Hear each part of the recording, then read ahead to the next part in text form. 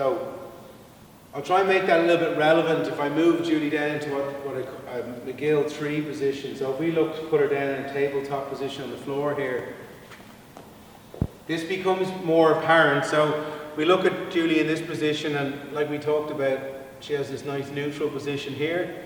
You can see her back position. And if I asked her to extend her left arm and her right leg, okay, the opposite. So this arm goes out and this leg goes out.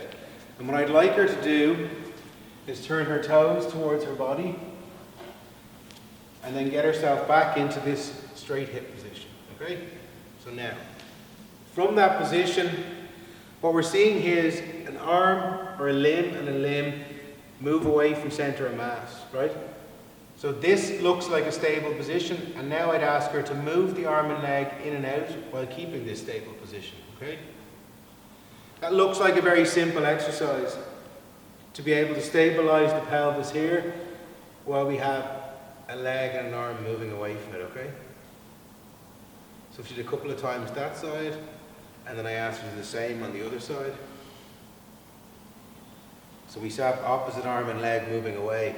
And why is this relevant? Because basically every time we're running or moving, you have to remember that everything is moving around this center of mass. And if this center of mass can't produce stability while we have limbs moving, this is going to stem from a lot of problems, okay? So when I look at that movement, that looks quite good.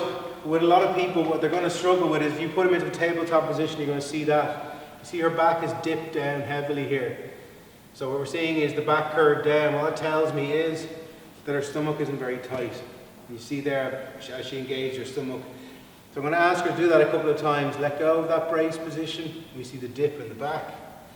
And now get it back from the brace.